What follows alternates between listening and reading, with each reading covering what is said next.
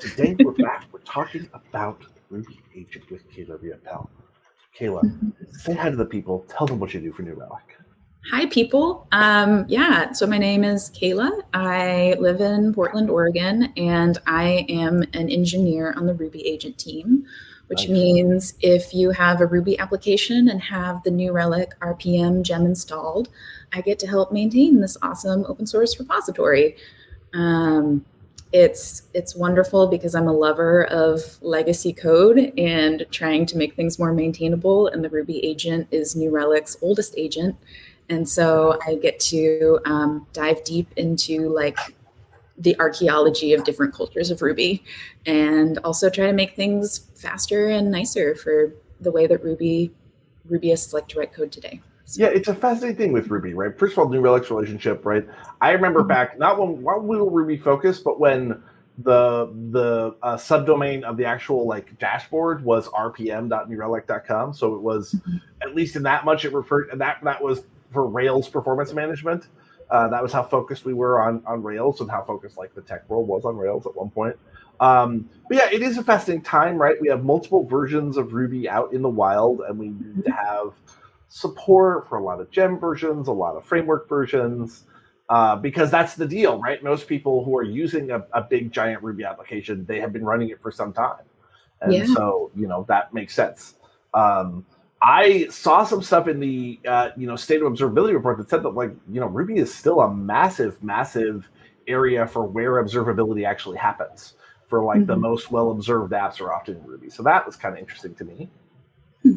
Yeah, that is pretty awesome. One of the things, so I've been working as a developer primarily on Rails applications, but also a lot of JavaScript applications since 2018. And almost every one of those applications had New Relic or another observability, maybe sometimes multiple APM-related products installed and leveraging them all in different ways. It's just like part of the practice of development in a lot of this culture, which I think is really awesome. So one of the things that's wild to me about the time I spent sort of hopping between development shops and working in different architectures is that some of the stuff that I considered so basic when learning, Rails development was just not a part of the standard for other environments. So, things like, hey, I want to have a console for the database so I can test out like these requests and how they come back. Oh no, you just have to go and deploy the code and run some demo requests. Like what? Stuff that I just considered a very basic part of it. And it's interesting, of course, in a lot of ways, right? Rails absolutely took over the world because most web development has very strong resemblance to what Rails development was like. But there are a few things where it's like, yeah, this quality of life thing really is surprising, but it's not everywhere. And when you look at the fact that more than half of all developers use no observability tool, clearly in a lot of environments, that's just not standard. They just don't have any idea about how their code is performing in production. So what is changing about the Ruby agent, this month? Yeah. So we recently released version 8.2.0 of the Ruby agent. And the exciting thing about this release is that it's including our first piece of new instrumentation, like for a gem that we had not included in the agent before since probably 2017. Wow. So we've been focusing on upgrading a lot of other things about the agent, trying to stay up to date with all of the changes happening in Rails and in the Ruby language, and also just with how New Relic's product has been expanding as well. But that meant that instrumentation kind of got put on the back burner. And the Ruby agent team was so robust getting started, and a lot of the same gems that are really core to the community were already instrumented. It fell off the priority list. And in large part, right, that makes sense, right? You're probably not saying, hey, I'm writing in Rails or writing in Ruby, and I have a hot new framework. It's totally new. You've never seen it before, and that's where my whole application is built, right? So it's probably likely, right? Even if you just finished a boot camp in working in Rails, you probably will get a great experience out of the New Relic agent. But what is this new instrumentation that we're looking at? So this new instrumentation is for a gem called Tilt. And Tilt is probably a gem. It was at least a gem that I had never heard of. But I had a vague memory of kind of seeing it in my gem file lock, which is the file that holds all of your actual versions that have been installed and the dependencies of your gems and other libraries. So Tilt is been around since 2009. It is a library that's designed for rendering templates in a variety of different templating libraries and languages. So actually, if we could switch to the screen share, I have like a couple of things. Let's go take a look. And as we switch to the screen share, we actually got asked a question in the chat that I'd love to ask for you. So Creature Next wants to know, what's the best way to get in contact with you, Kayla, if they have questions about the Ruby agent, specifically contributing to the Ruby agent, right before we get started here? Yeah. Thank you, Creature Next, for asking this question. If you also have the same GitHub handle, I want to say thank you very much for another wonderful feature that was recently added to the Ruby agent, which is a full list of all of the config values that we provide and their default values and what each of them means. So I'm really excited for how that is enhancing like more customers to know about what they can do to fine-tune their agent. So thank you for that. To go back to your question, so if you have questions for us, I would really say the best place to reach out, if this is related to a new feature or something about how the agent works, I would recommend going on to the New Relic Ruby agent repo. It's open source, it's on GitHub. We'll just take a look at it right now and submit an issue to us. I think that that's a great place to start, and that's an excellent place for us to communicate. If it is a bug that you're having and you're not sure if it is something that's wrong with the agent or something that could be related to your configuration, I highly recommend you either reaching out to our support team if that's verified with your tier, or going onto the Explorers Hub and asking the community for help there. So 3 best ways: GitHub for new feature requests and agent behavior questions, and then support team and Explorers Hub for bug-related issues. And I would say Creature Next, also the thing that we are trying to get sort of reignited a little bit is we are running the New Relic users Slack. And so we'll probably see a channel there, agent by agent. Rin, who's so amazing and running our New Relic community, will be looking into that over the next few weeks. So, of course, we all want to have like a nice solid channel, but I do really like the concept of a user Slack, and it lets some other people see kind of what your questions are. So we'll probably see an agent by agent Slack there, which may not have developers from the team, but we'll certainly have support people from each team, and it'll be very seamless for them to like bring someone into that conversation. Yeah. And also, I put it in the Twitch chat, but if you want some swag, Creature Next, just hit me up on Twitter. And I'll either send you some swag, or I'll send you this AWS credit card that I got, which I will never use. And so, if you want either a coffee mug or some AWS credits, let me know. James of the AWS Community Builders team was hitting up these cards, and he said, "So, there's a little accounting mix-up. Each of these cards either has $0 or $500 of AWS credits on it. Here, everyone can have 2." Like, okay. That's quite a gamble. Yeah, well, I'll take it. Mm-hmm. All right, so let's get back to talking about this gem. So this gem is Tilt is a way of, if you're writing an ERB or you're writing a markdown file or you're writing some other kind of templating language, or all of these language, right? templating languages. Okay. Wiki, you can use CSV, Prawn, which is for PDFs. Wow. Okay. YAML SAS, like it does a lot of things, and it's been supported for a long time, and the team is still active today. So that's all pretty cool. Yeah. With what I was saying about how it might be in your gem file, but you might not have heard about it before. The other thing that I found is in this project was that Ruby Gems has an API that includes an endpoint for reverse dependencies. So these are gems that depend on a specific gem.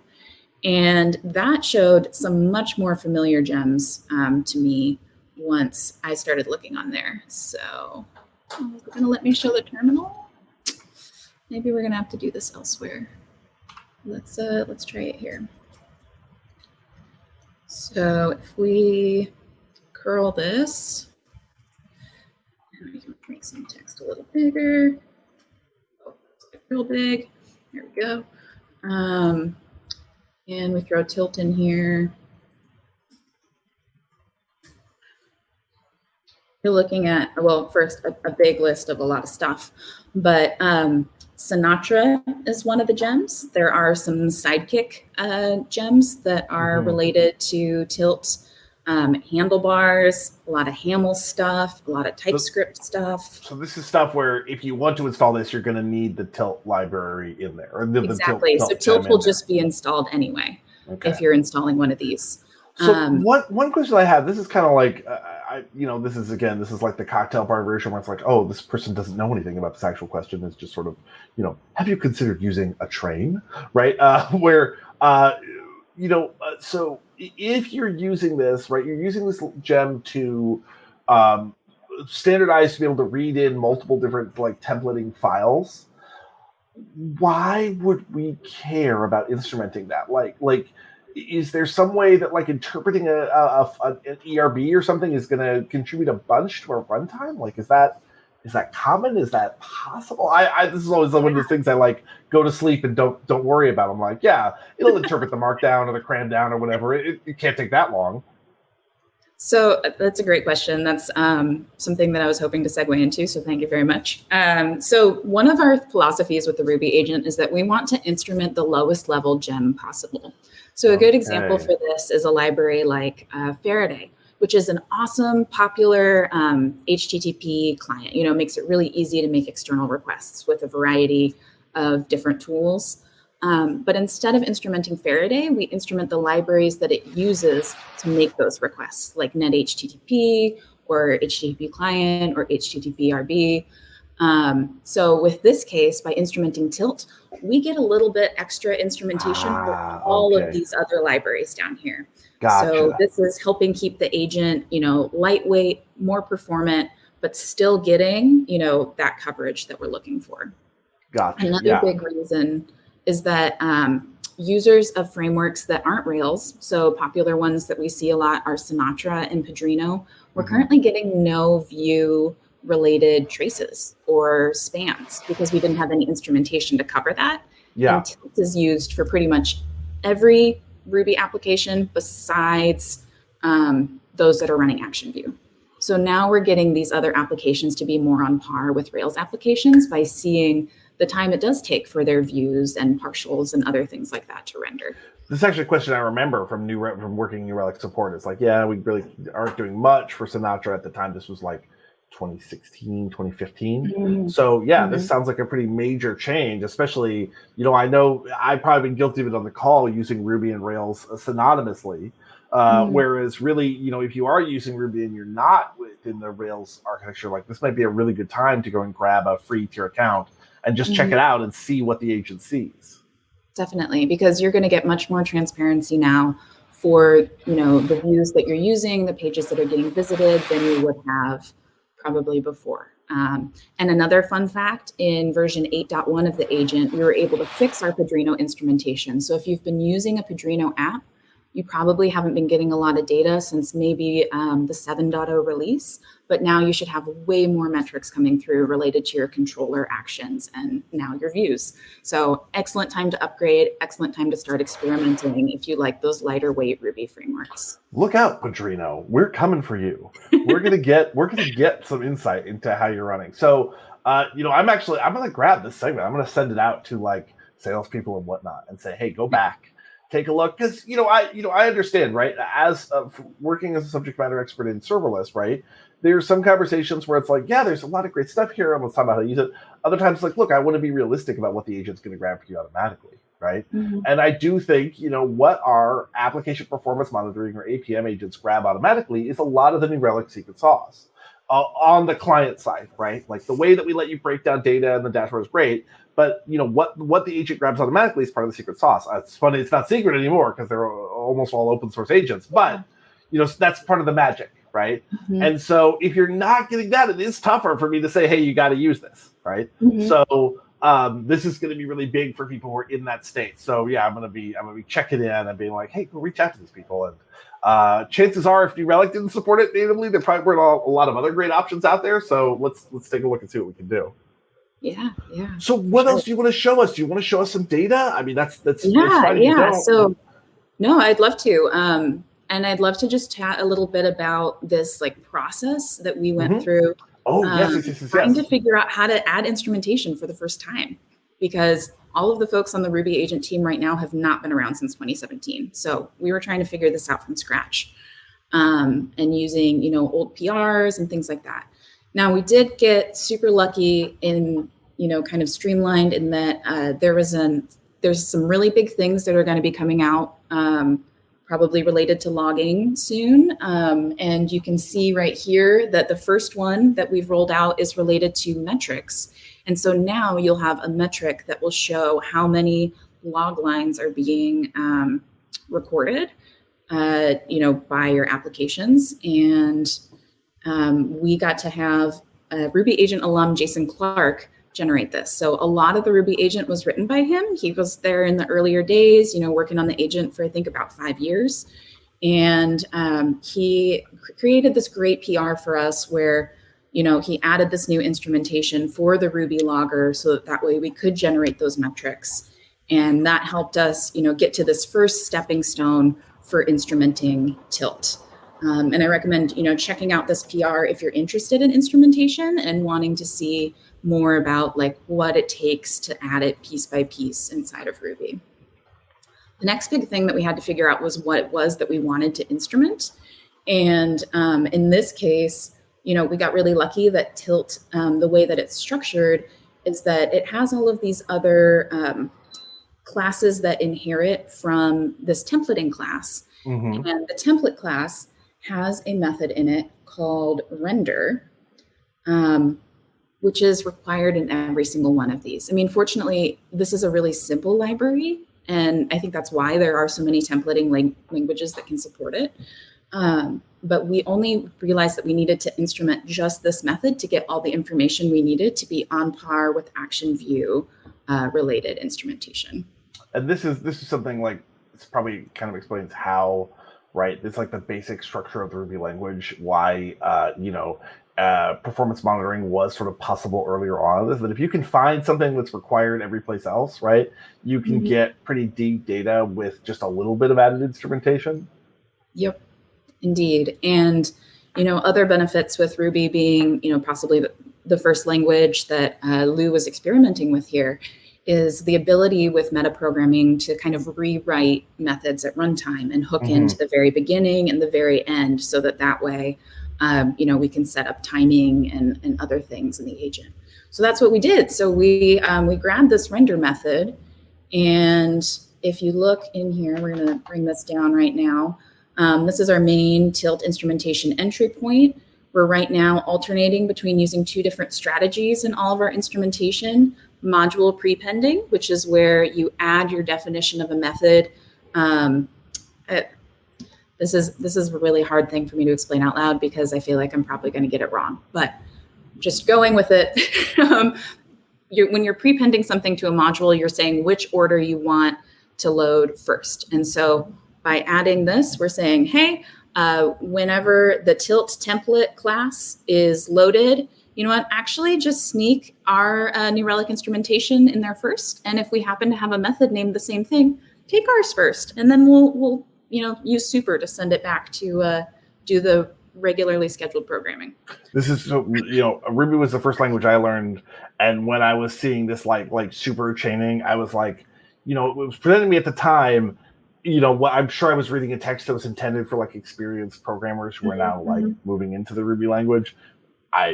This was the last time I would read a programming book without reading the foreword first.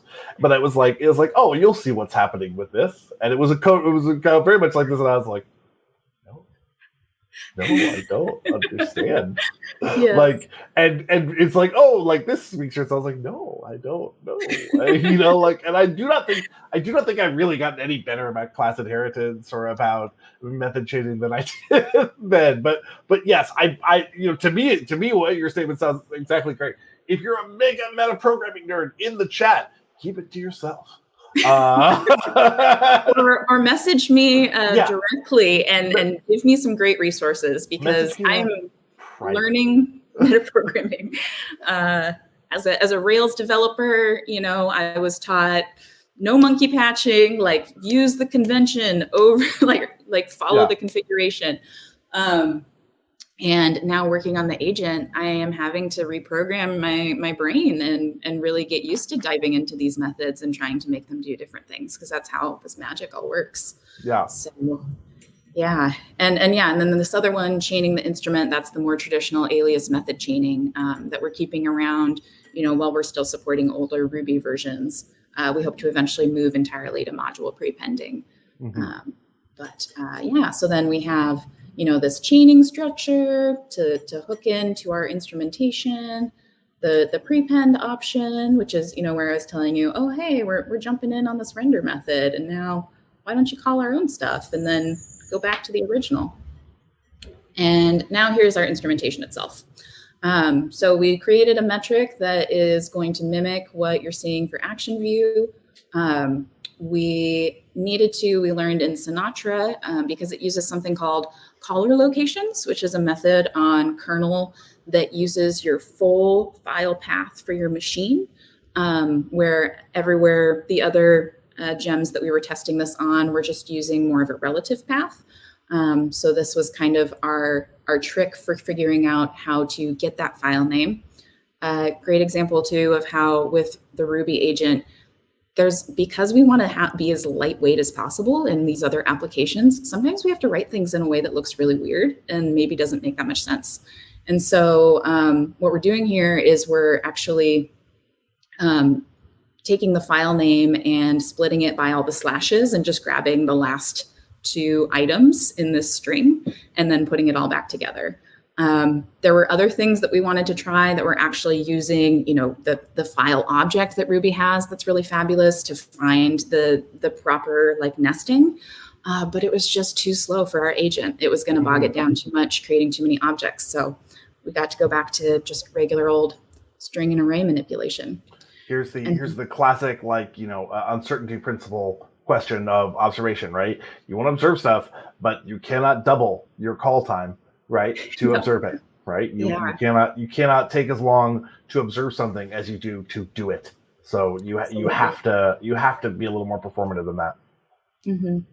So if you're looking through the Ruby agents code and you're seeing some things, like we do a lot of shoveling of strings to concatenate them, it's just so much faster than using other methods. So it's going to look ugly, but we're just needing to break that mold to keep our footprint light.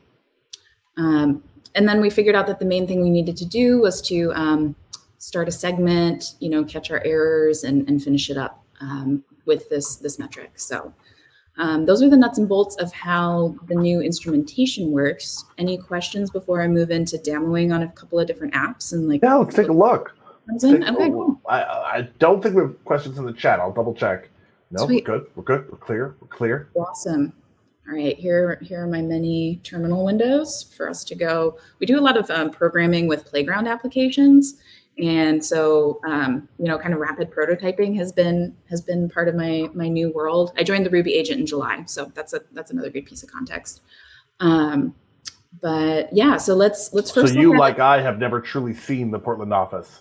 It's just a theoretical Xanadu off in the distance. I actually, part of the reason why I really wanted to join New Relic was when I had first moved to Portland for my first programming job and went to a Women in Tech event at the New Relic office and was like, I grew up right next to Mount Rainier, and being able to see multiple volcanoes from my workplace was pretty high on my list of dream jobs. Yeah. So I've seen it, but not in I do not know what the future holds for that office. I was in the San Francisco office, and the San Francisco office is recently remodeled to hold more people, right?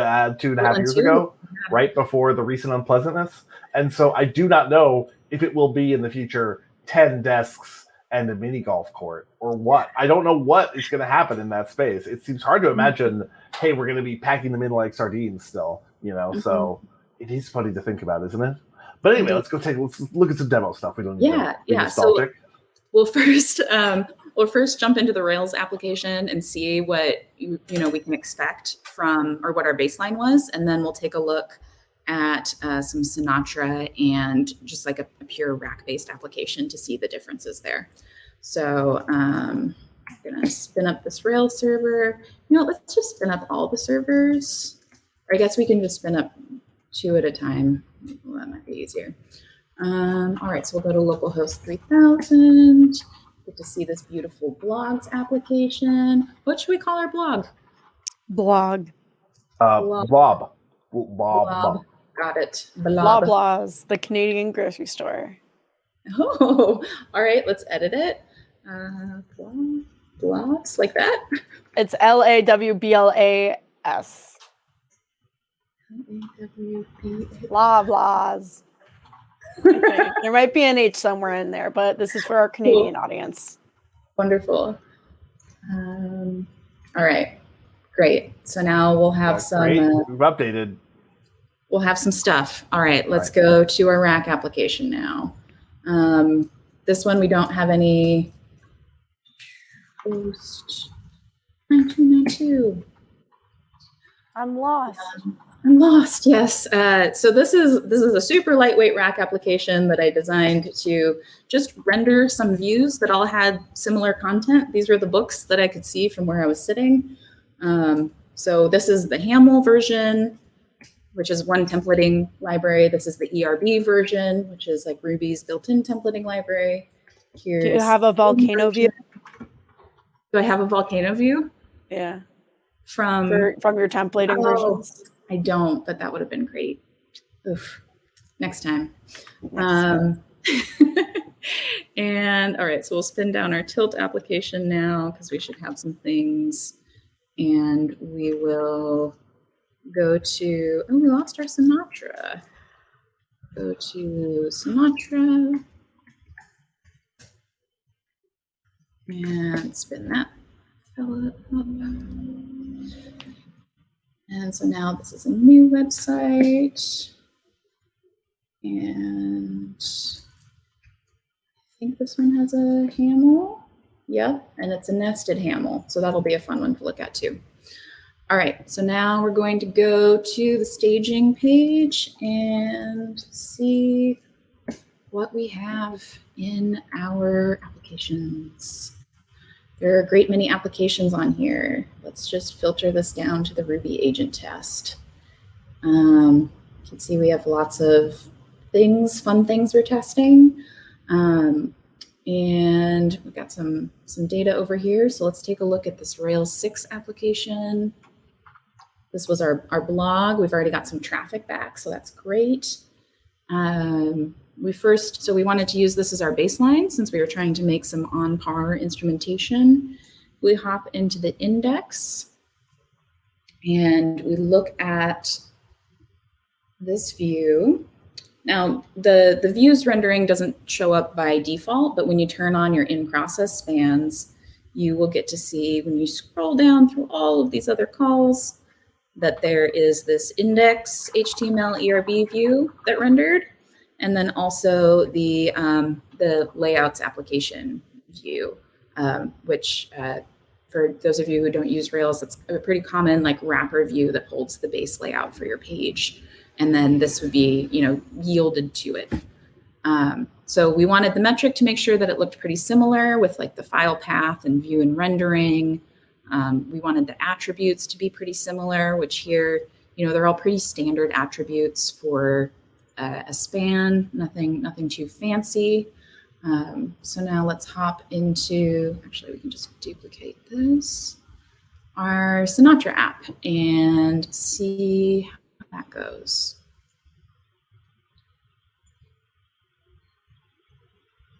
The bravery, I can't believe we have 2 segments in a row where we're sending requests live and trying to look at data live. Woof, love it. The agent teams, they go for it. Yeah, the uncertainty principle cuts both ways, folks. So it's like, look, if you have a lot of requests on a production application, New Relic's going to give you great data about it. But that desire to be like, hey, I'm going to send you one request, and I sure hope you instrument that one perfectly the first time. It's just asking a little bit more of a set of tools. But look at this. Look at these beautiful trays. So here we go. We have our tilt template. We get to know what kind of template it is, which was something we wanted to add since there are so many different libraries. You can see your path and you can see it's rendered. So Oh, we is get looking- it's a Hamel template, or I don't know if you say. Yeah. I think it's Hamel. Hey, it's British actually. Say HAML. HAML is actually what you say now. Hamel. I feel like pronouncing anything that I've only interacted with on the internet is always a little perilous. Hamel. Yeah. I repeatedly said, I think in like episode 2 of the Nerdlog, that YAML was yet another Markdown language. And there's now like people who are trying to change what that acronym meant. I'm like, no, thank you. That's what I learned, and that's what I it love still that. is. They went back and edited the wiki to say, oh, YAML stands for something else. Like, no, that's fine. Spicy. I'm not gonna fight with you on Wikipedia, but yeah. You know, the commit, as long as they didn't squash their commits, like we can. That's right. That's right. You can just choose which place you look at. Yeah. All right. So yeah. So we're looking at attributes here too. We're looking at attributes. We're seeing really similar attributes here, but now for a Sinatra application instead of for just what was being created with Action View. Oh, and by the way, I didn't read the question out live, but on LinkedIn we did get a question that I absolutely love from Ernest Tora, who asks, "What are you doing?" I tried to answer the best good on chat, but if you have more detail for that question, Ernest, I'm happy to answer it. But really, I could be helped by just having a sidekick on everything I'm doing. Who just said in chat the question, "What are you doing?" Yeah, So yeah. My response will always be, nothing. My best. I don't know. That's a great answer. Yeah, I think I need like a Slack bot that just like messages me every like 30 minutes. What are you doing? Because the amount of times I dig deep and need to like come up for air is quite common. Oh my God, yes. All right, and then we have one more app that we tested out, so we might as well take a look at that too. And then we can dive in a little deeper to the, we wanted to duplicate the nuances of the different templates.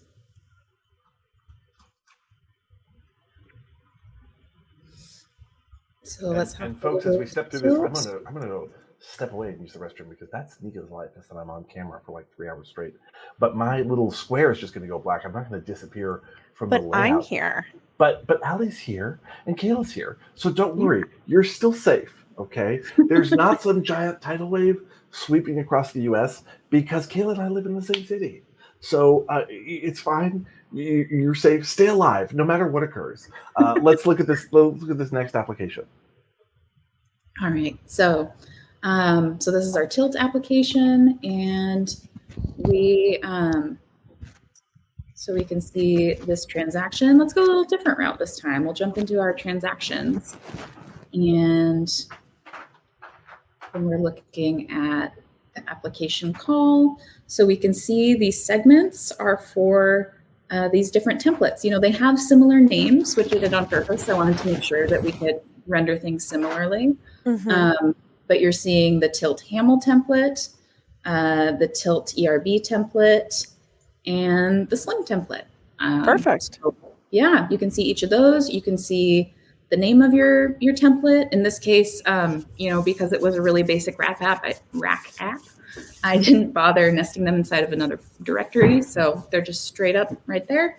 And now you can find out about your timing for these segments inside of your overall transaction. Oh my God, you could see such a big difference just between the three, no matter how basic they are. Really makes you think. Right. Yeah, you can see each one takes a little bit different amount of time. So this could also be used if you're trying to, you know, maybe settle a dispute with your coworkers about what is the optimal templating language for our application, because that's often a heated debate, is whose favorite templating language is which one.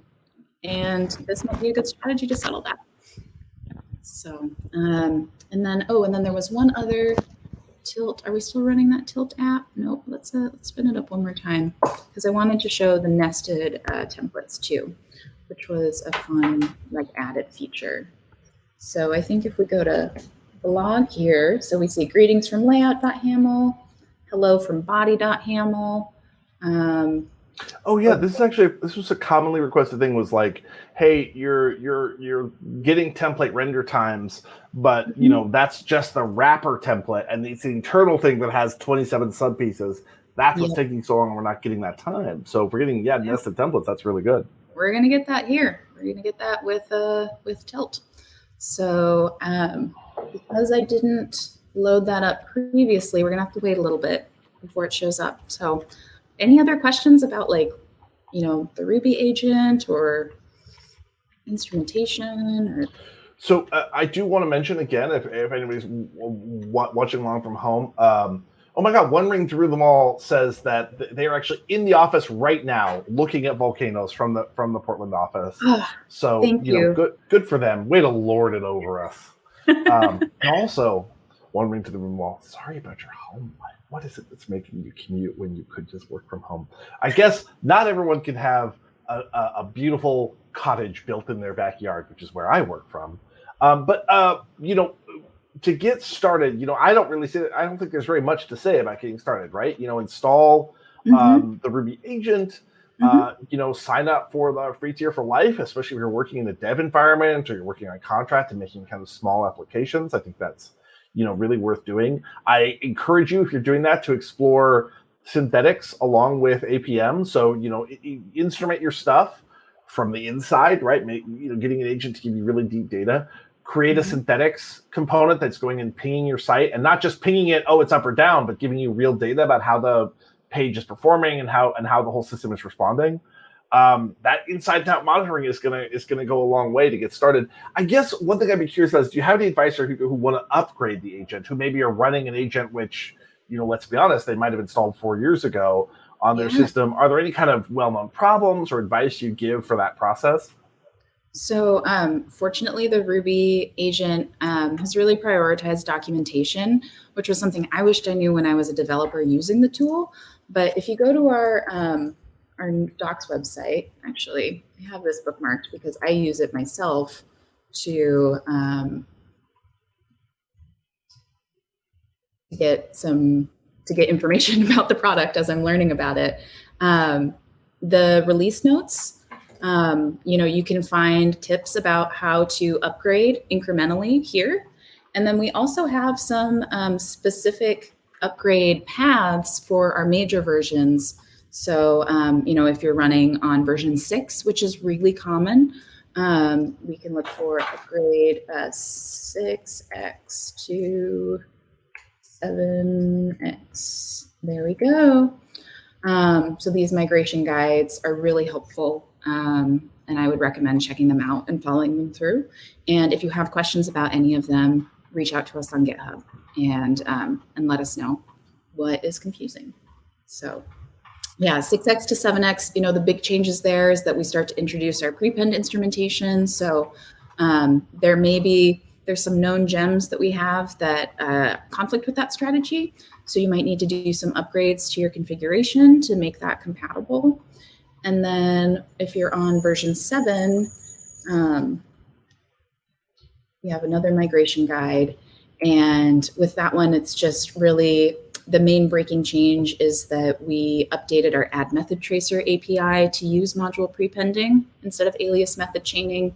And if you are passing arguments to that, you just need to do that a little differently now using a proc instead of just parentheses. So yeah, and that was a pretty significant change, obviously, but it is well documented. I think if you're on that upgrade path, I guess that's probably what I would say is that if you it's been years since you updated the agent, take a look at the documentation first. Yeah, and we're gonna have a great guide for you. And frankly, a lot of this gem updating stuff is stuff you should have done a while ago, right? We're not trying to make your life harder, right? But probably these updates are overdue, so we're probably not in too rough shape. Ooh, I see a second spike. I think we have it. Yes, we have something to look at. I'm so amazed. I have never willingly gone into a demo without the Julia Child method of I've got some chopped onions over here, right? And then I've got some browned onions already, because it does take 45 minutes to brown onions, folks. So, but I appreciate the bravery. Let's take a look at it. I definitely had chopped onions from 24 hours ago, but we didn't need to open this relief. So here we are. So we were looking at, we can see right here, a separate segment for layout.haml, then for the body.haml rendering. And then if we hop on into distributed tracing, which I hope is on for this application, it might not be. It looks like it isn't. we would have seen 2 different traces. Yeah. Turned it off here because we have been testing our recent switch, which is another big benefit that you're going to get when you move to version 8.0 is that distributed tracing is enabled by default. So you'll get more detailed information about the behavior of your application broken down into separate spans. So, folks, distributed tracing is not a term that's familiar. It's not a New Relic idea, right? The Open Telemetry group also supports a bunch of other people do, which is the idea that instead of looking at a trace that's just the time spans for that one application, is let's look at that all together, all the components, including hopefully things like the load balancer and every other piece. Certainly, every actual compute function that was grabbing your request is going to show it all together. So DT was switched off for this one, but it is great data. You do take a look at it. Yeah, maybe we got some old distributed traces. Yeah, let's see if they're still valid from last week. I was thinking. But I would really love. Yes, the croupier is ready to take our life savings. Come on, autofocus. Here we are. I'm here. I'll lean in. I'll do the there we go. Nice. Yes, but if folks have, gems that they really love and they want to see instrumented that aren't instrumented, please send us your requests on GitHub. We are focusing on instrumenting more new gems. We hope to release a new one, a couple of times a year, probably one every quarter. The next one on our docket is going to be Action Mailer and the Mail gem. So you're going to get some instrumentation on sending and receiving emails. And we'd love to know what else, you want to see monitored by your application. I love that. Is there other stuff that you wanted to show us, Kayla? We've gotten a really nice tour of this new instrumentation, but is there other stuff you thought was really important to cover before we close up shop? I don't think so. I think that's the main stuff that I wanted to share today. So Kayla, last question is, about social media, about your presence. And we ask it is, where do you want to be found? I want to be found. I suppose I have a blog that I keep up intermittently on Dev2. Please go ahead and look for me there. And that's probably the best place to find me on the internet. Out of the internet, you can find me in Peninsula Park, probably hanging out with the roses. So nice. I like that. I'm going and following you now on Dev though. But I personally would like to be found chopping like hardwood with a splitting maul. On sort of a moss-covered patch in the forest is where I would like to be found. But sadly, you can find me on Twitter at Serverless_mom. You can also find me at ServerlessMom on TikTok, where I make a lot of TikToks about, I have a bunch of drafts about an orb that I saw being constructed on the Las Vegas skyline. And I don't know anything about it, but it terrifies me. And I just can't stop thinking about it. And I could only ever see it from my hotel room. And anytime I left the casino or went anywhere else, I could not see the orb. The orb was only visible from one location. But I do have photographs. So that's my hope. Now, Allie, where would you like to be found? I can be found at Ending with Allie on everything, including Minecraft. I say it once, I'll say it again because it's such a good line. But Twitter is my main platform, so definitely check me out on Twitter if you just want to see unhinged tweets. I love it so much. All right, folks, check out the Nerdlog on Thursdays next year. 2022 is our year for the Nerdlog. I'm going to get some more chrome teeth before you see me. So these ones that are the old, porcelain and enamel, that's out. That's out. More chrome before you see me again. And so we'll be starting on right at the beginning of January with new episodes of the Nerdlog. Do check it out. Follow us at Twitch at @new_relic, or as so many of you do, check us out on LinkedIn Live. Thank you again for our LinkedIn Live viewers who are absolutely justifying my job. It's great. I love it. Do check out the Uptime on YouTube or whatever other social channels you're on, where we do fun little bits about observability news. And otherwise, thank you so much. And we'll be seeing you soon. Thanks, everybody.